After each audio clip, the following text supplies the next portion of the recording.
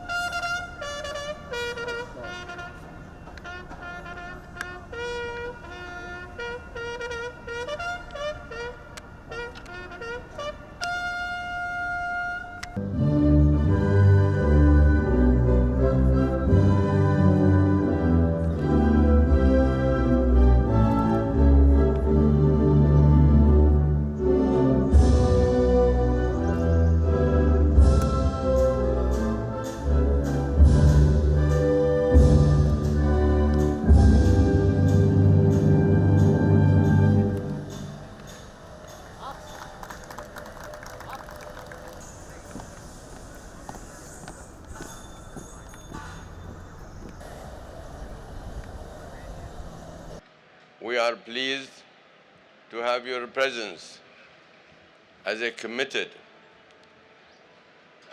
participant in Expo 2020.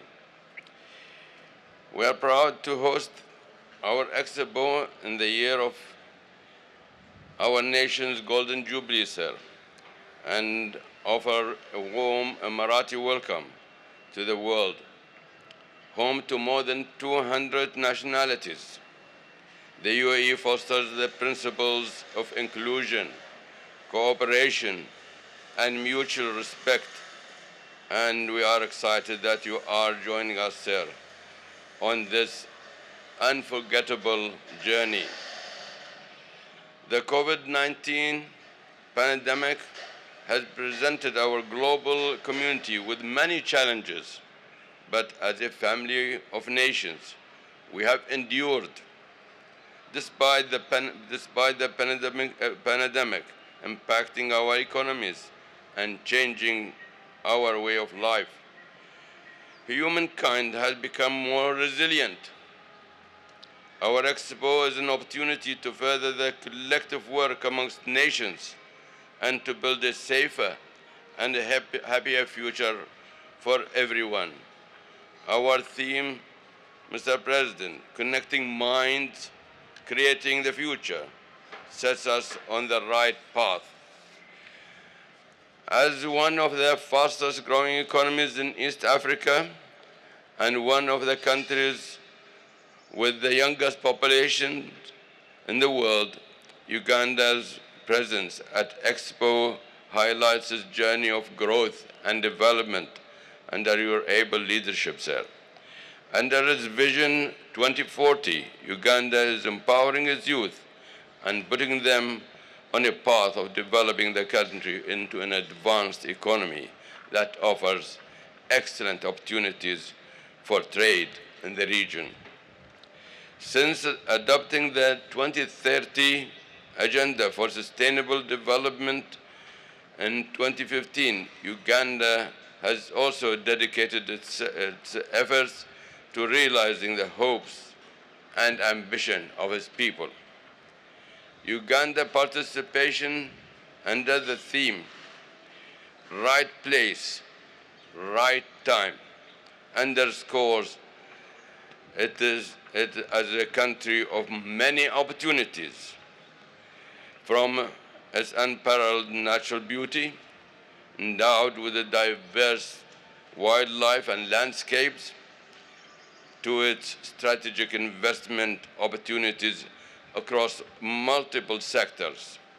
And for that, I would like to extend our gratitude to you, Mr. President, and to the Commissioner General, my dear friend Dr. Ali Kumuncha, and his team, for Uganda's meaningful participation in this world event.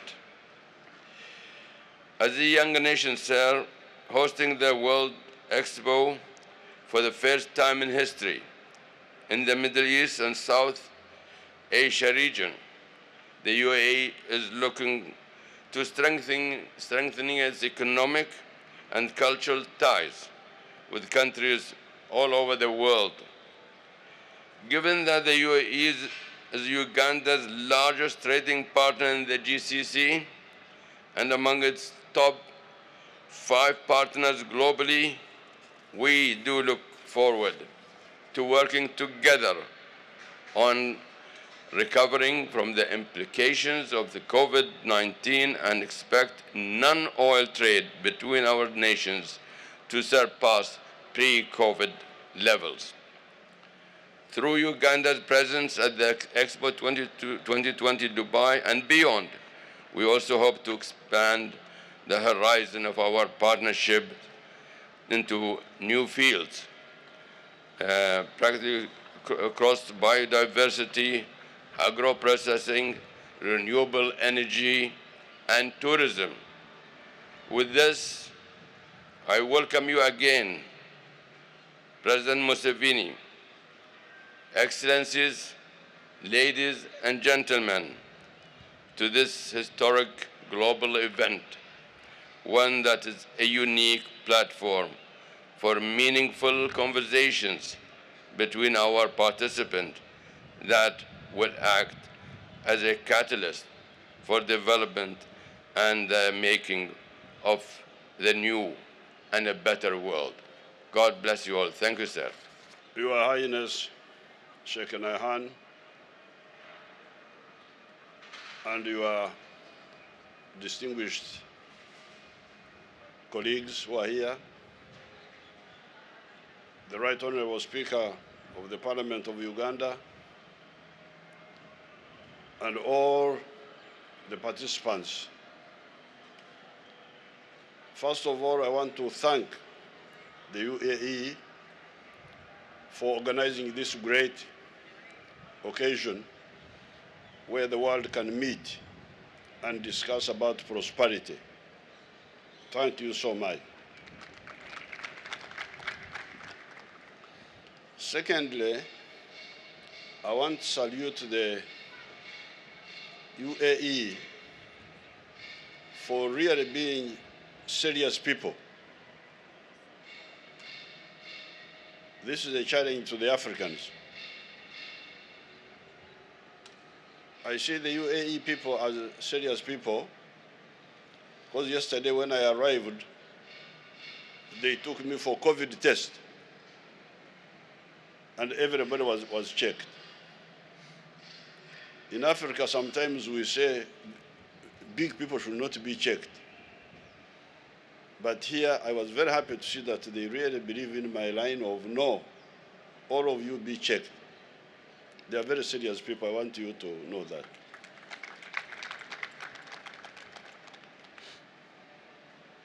Thirdly, the UAE are a challenge to Africa. They are a challenge to Africa because they have turned a desert, a dungu, into a center of affluence. Desert to affluence. I don't know what these Africans are thinking. To see a desert so affluent because of the vision of the leaders who did this.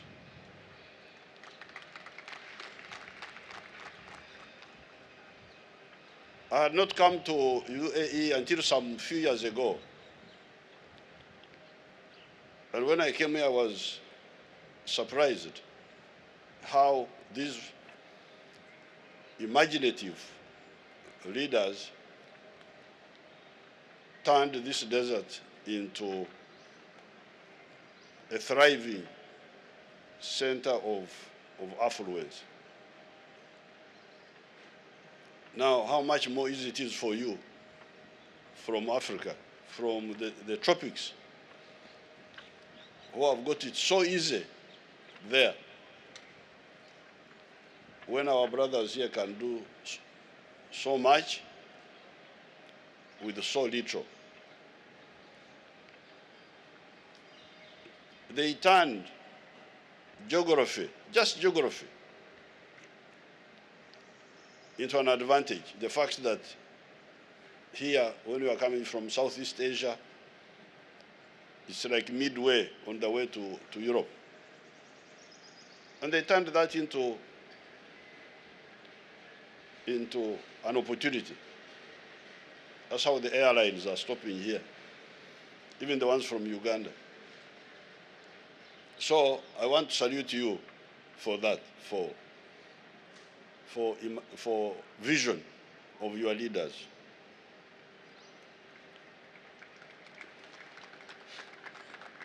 Now we are here. I forgot to ask the Arabic word for profit. I don't know what they call it.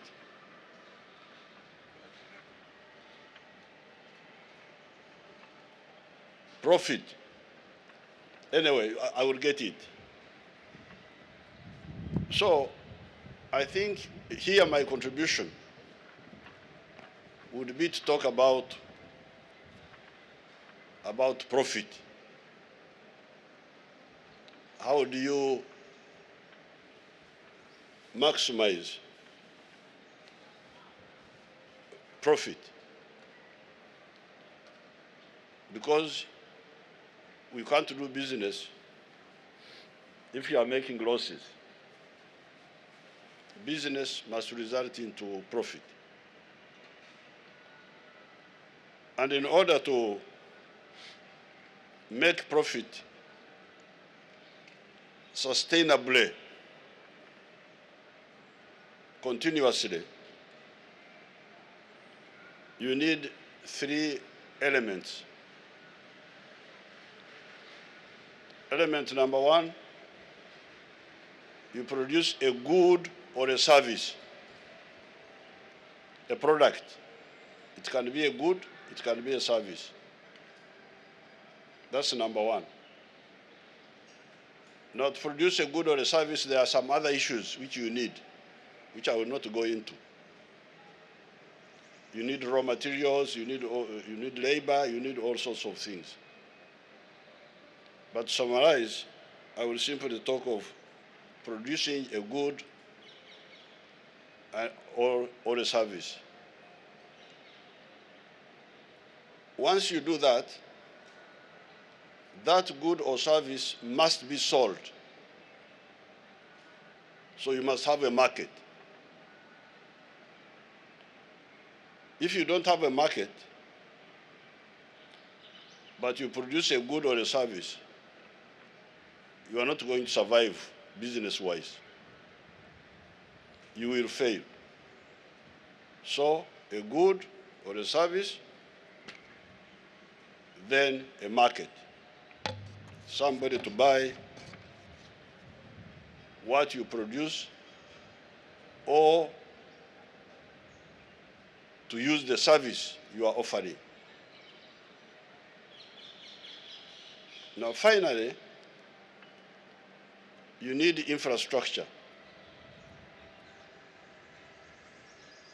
to make sure that the good or the service you have produced is accessible or reaches the market. These, to me, are the acid tests of business. If you want business to start, these 3 must be there. If you want business to succeed, these 3 must be there. And that's why my team this time also were imaginative also. That's why they were saying that Uganda is the right place at the right time. Because Uganda happens to have all these 3. When you come to invest in Uganda, you can produce so many goods and so many services. The spectrum is so big, it's really unimaginable. There's nothing you can't produce in Uganda. From raw materials of agriculture, raw materials of forestry, forest products, raw materials of marine products, of fish and so on, raw materials of crops for food and crops for textiles and crops for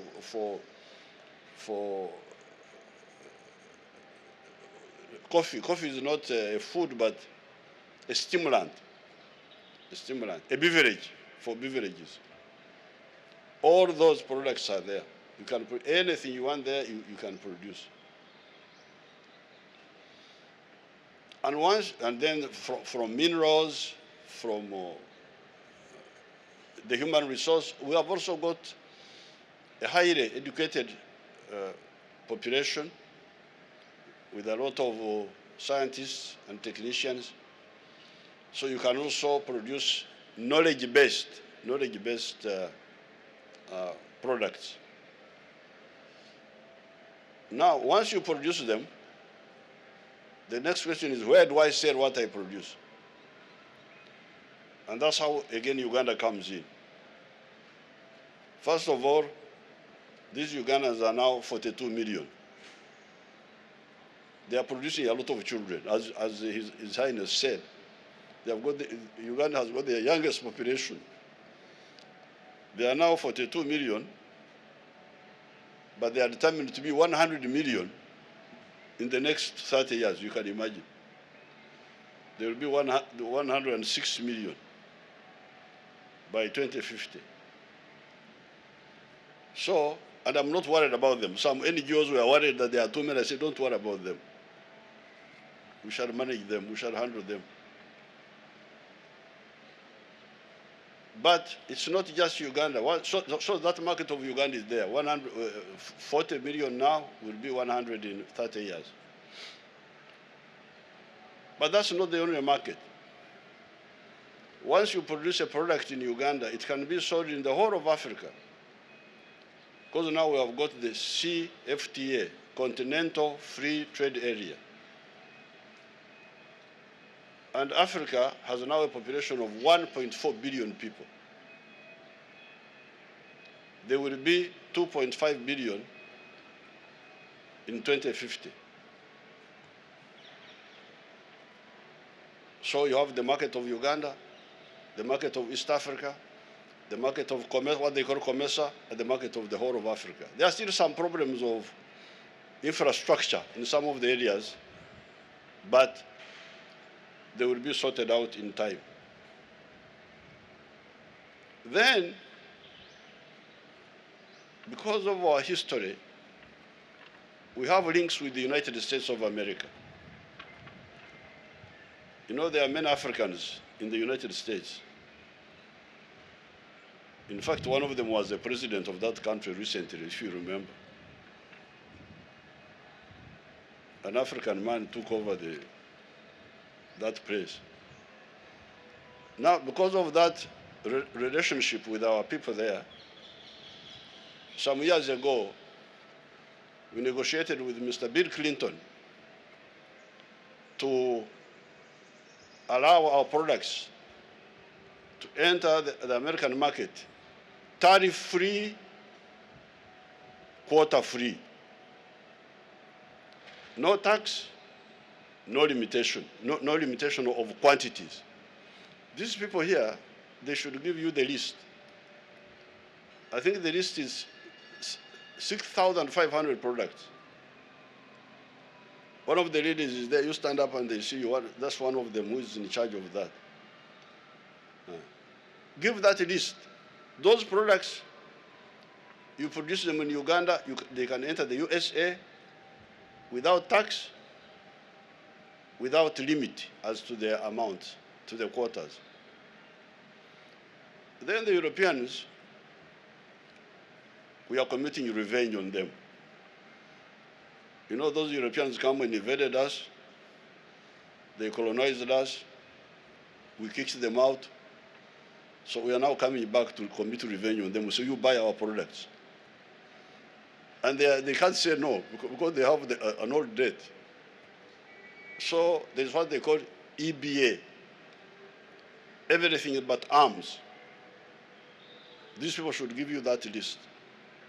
Everything except weapons produced in Uganda and some of the other countries in Africa can enter the European market without tax, without limit to the numbers. We have had historical links with China. So China has also given us some products for quota-free, tax-free access to their markets. So therefore, the market is there. The market is there. You produce in Uganda, you will not be short of market. And the infrastructure in Uganda has improved. And His Highness contributed to that. Because he brought a mobile telephone company some years ago. He has now reminded me. I had forgotten. But he brought a mobile telephone company some years ago. It is now part of Airtel. And you know how many people how many subscribers are connected to Airtel. But we have used the private sector and government funding to improve the infrastructure, energy, electricity, transport. We are now working on the railway. So the infrastructure is there. So therefore, Uganda is the right place at the right time.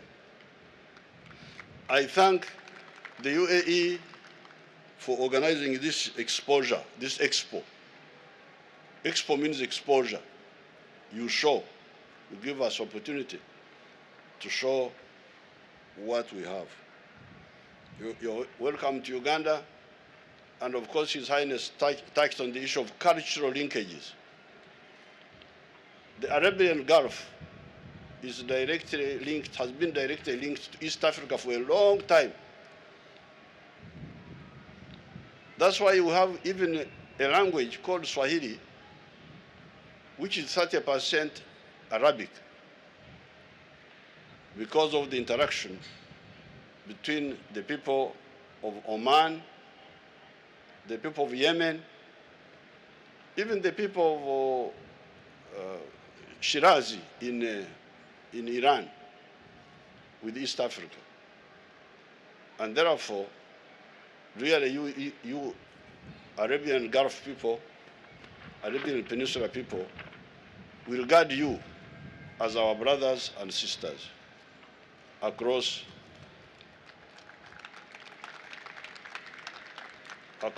the Red Sea. This is apart from North Africa, Egypt, and so on, but directly now with the Gulf and East Africa. So I thank the UAE for this opportunity. God bless you. Thank you very much.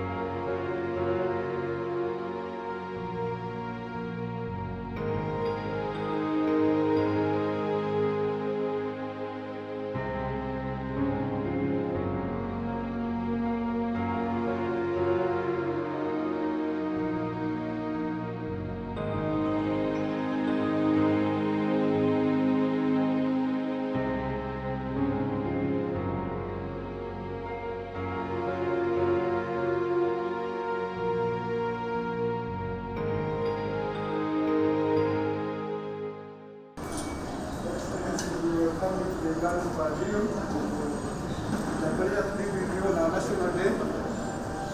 We are starting with the vegetable forest. This is the mountain gorillas, the rare mountain gorillas in really vegetable habitat. They are rare and they need to be protected, but also they are very good for and how we wish everyone to visit us. Including tea. We have Uganda products including tea. Uganda is home of very good tea organically grown.